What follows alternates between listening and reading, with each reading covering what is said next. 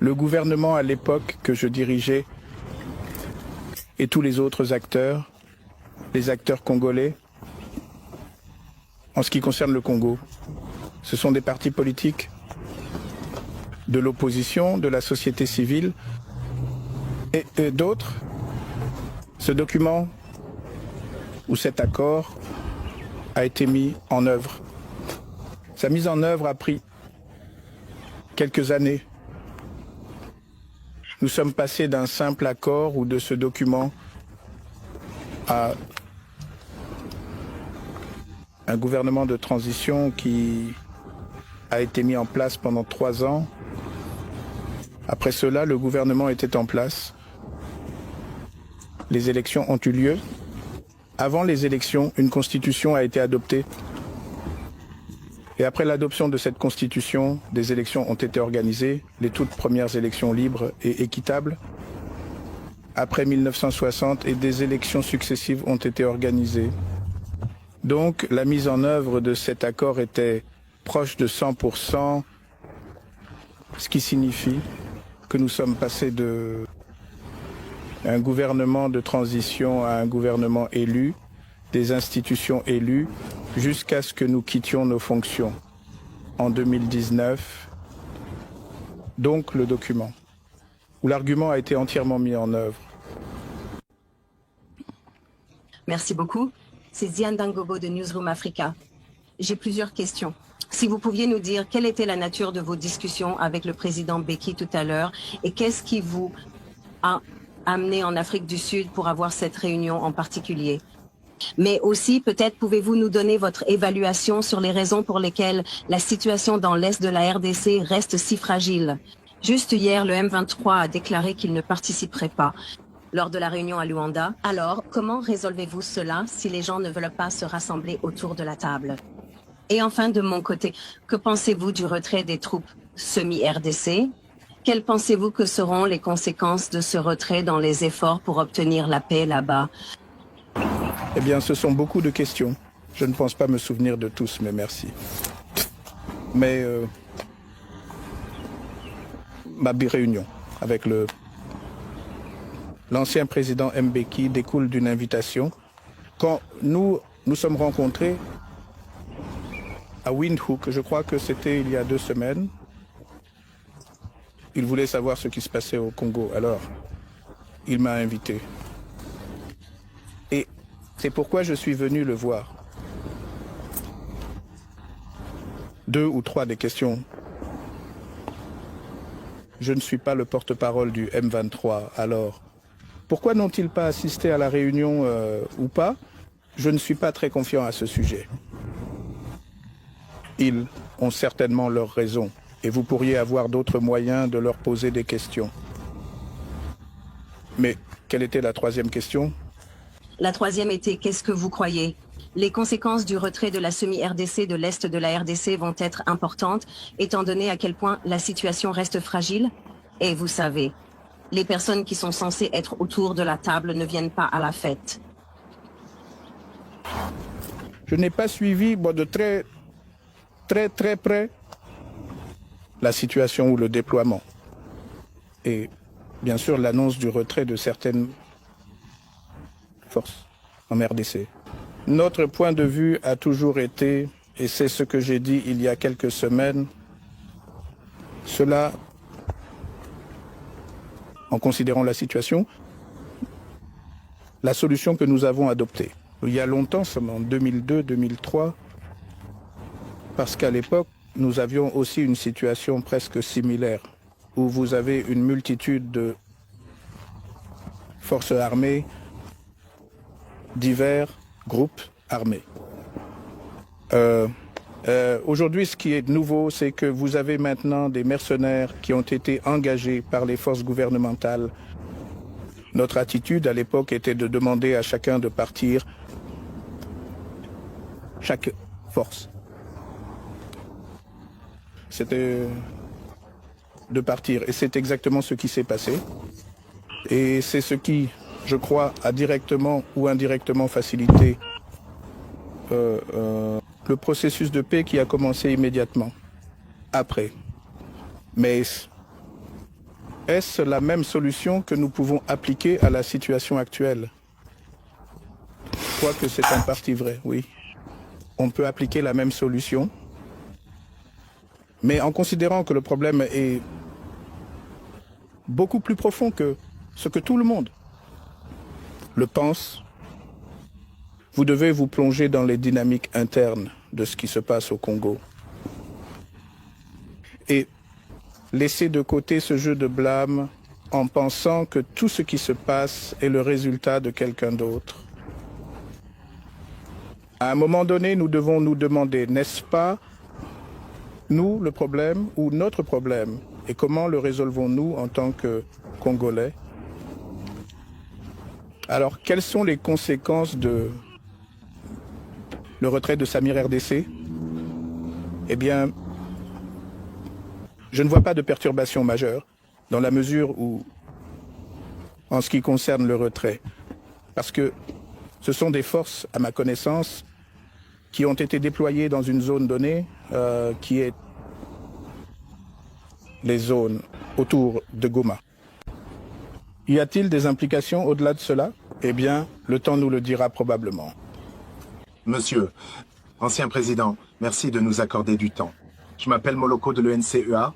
Je veux juste comprendre, étant donné que vous avez convoqué une réunion avec les leaders de l'opposition en RDC et la société civile au début de ce mois, comment voyez-vous cela, ou peut-être quelles étaient les solutions proposées par cette réunion particulière pour résoudre la crise là-bas? Mais aussi, avez-vous par hasard des intentions personnelles de revenir en tant que président de la RDC, compte tenu de la crise là-bas? La réunion qui a été convoquée ou avait ses racines dans une analyse que nous avons faite. Nous avons analysé la situation et sommes arrivés à la conclusion que tout le monde parle du Congo, sauf les Congolais. Vous allez à Nairobi, tout le monde parle du Congo. Vous venez en Afrique du Sud où je peux voir l'intérêt. Tout le monde veut savoir ce qui se passe au Congo. Mais les Congolais eux-mêmes semblent être ignorés. L'objectif était de réunir la société civile, l'opposition et toute autre personne intéressée. Dans notre pays, les leaders religieux aussi, afin que nous puissions discuter et surtout essayer d'analyser la situation. Quel est le rôle de chaque acteur dans ce qui se passe? Qu'en est-il au Congo? Quel est le rôle du gouvernement et la société civile et bien sûr l'opposition? Eh bien, la deuxième question, c'est-à-dire,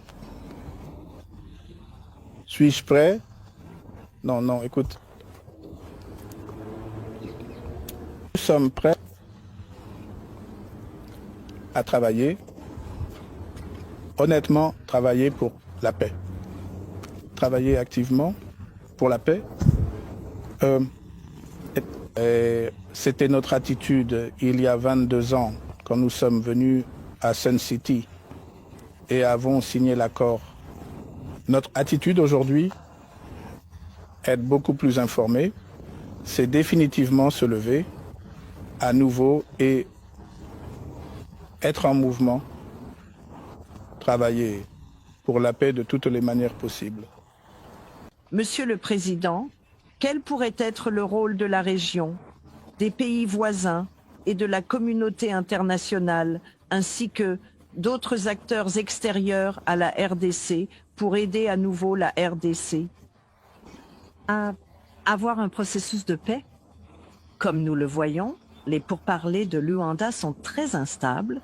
On dirait que c'est un départ et un arrêt. Que doit-il se passer? Qu'est-ce qui peut mener à une solution durable? En 2018, j'ai certainement participé à l'une des dernières réunions, je crois, de la SADC. Ma dernière réunion, en tant que chef d'État, en fonction, et j'ai dit aux dirigeants à l'époque que j'étais heureux, que je vivais, mais que le Congo n'était plus le vieux homme de la région, vieux homme signifiant le faible de la région SADC et la région des Grands Lacs. C'était ma conviction en un Congo fort, un Congo qui était sur la bonne voie. Mais oui, 6 ans plus tard, nous sommes presque revenus à la case départ. Le point de départ. Alors, que peuvent faire tous ces autres pays? Je crois, cela ne devrait pas être un cycle où 5 ans plus tard, vous avez la paix, 10, 15 ans après, vous avez la guerre. Non, le peuple congolais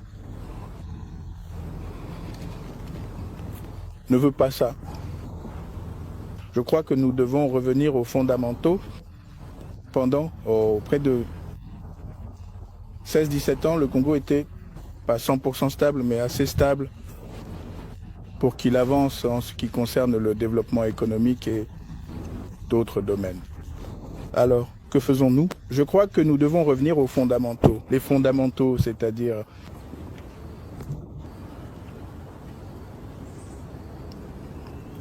nous devons nous poser la question, où avons-nous mal agi? Et je crois que là où nous avons mal agi, c'est qu'un certain nombre d'erreurs ont été commises en ce qui concerne le respect de l'état de droit, de la Constitution, de la gouvernance et tout ça. Nous devons revenir à cela. Et les pays de la région ou les voisins régionaux du Congo font probablement la même chose. Qu'en 2002, soutenez un processus ou un processus de paix et avancez. Vous avez parlé de la fragilité du processus de paix à Luanda. Je crois que ce sont juste les dynamiques. Les gens n'ont pas encore lubrifié la machine. Bon moment. Espérons que les choses reviendront sur les rails et les gens commenceront à parler honnêtement de paix. Monsieur Nelly Payton de Reuters, que répondez-vous à l'accusation du président Tshisekedi? Vous seriez un complice de l'Alliance du fleuve Congo ou du M23? Et quelle est votre relation avec ces groupes? Si jamais je l'étais, le mot que vous utilisez, c'est quoi? Un complice, un complice, je crois. Eh bien, la situation n'aurait pas pu être ce qu'elle est. Ça aurait pu être très différent. Donc, ce sont juste les meilleurs. La prochaine fois que tu le vois, demande-lui de te donner la preuve de ce qu'il a dit. Donc, c'est tout ce que je peux dire. Regrettes-tu d'avoir soutenu le président Tshisekedi pendant son tout premier mandat présidentiel, en dépit des controverses et des défis rencontrés durant cette période, et malgré les critiques qui ont été formulées par certains opposants? Je ne vis pas avec des regrets, non. On fait des erreurs dans la vie, elles te rendent plus fort. Et si tu es faible, elles te rendent plus faible. Je crois que je suis plus fort maintenant grâce aux erreurs que nous avons commises. C'est à nous de corriger ces erreurs. Dernière question, deux autres questions. Deux autres questions. Et ensuite, n'abusons pas de la vitalité de la Fondation. Maintenant, c'est un dictateur. 4 autres questions. 4 autres questions, oui. Des rumeurs. Aujourd'hui, il y a des rumeurs qu'il pourrait y avoir un coup d'État ou une rébellion au Katanga. Penses-tu qu'il y a un risque de cela? Eh bien, le risque est présent dans tout le pays, pas seulement au Katanga. En ce qui concerne le Rwanda, qui a été accusé, au moins par Pretoria, par le président Cyril Ramaphosa, de soutenir le M23. Quelle a été votre évaluation? Et s'ils ont effectivement un rôle dans la déstabilisation de votre pays, comment la communauté internationale devrait-elle alors agir à leur égard? Eh bien, je n'ai pas entendu le président Ramaphosa et je ne vais pas soit soutenir, soit contredire ce qu'il a dit. Je ne l'ai pas entendu. Mon attitude face à tout ce qui se passe, je peux le résumer en une seule question. Si je suis faible, de qui est-ce la faute? Est-ce la faute de mon voisin ou de mon ennemi? Ou est-ce ma faute? Si et quand vous répondrez à cette question, alors vous trouverez certainement une solution au problème que vous avez. Et le Congo ne peut pas continuer à être ce pleurnichard dans la région. Parler de sa faiblesse et de la force des autres, cela, pour moi, n'est pas la bonne approche. Alors, comment la communauté internationale gère-t-elle la situation? Eh bien, je ne fais pas partie de cette communauté internationale en particulier. Mais en tant que Congolais, ce qui m'intéresse, et ce qui intéresse le peuple congolais, c'est comment nous gérons la situation, avec la situation nous-mêmes. Et je crois que cela devrait être le point de vue à partir duquel nous devrions regarder les choses. Dans le cadre des solutions que vous pensez devoir être mises en œuvre en RDC, cela inclut un processus de construction nationale et à quoi cela ressemblerait-il et qui en ferait partie? Nous avons parlé plutôt de l'accord de Sun City. L'accord de Sun City a posé les bases de ce que l'on pourrait appeler un processus de construction nationale. Je ne pense pas que qui que ce soit, les médiateurs, les facilitateurs feront quoi que ce soit de mieux que ce que nous avons fait. À Sun City, je doute qu'ils fassent cela.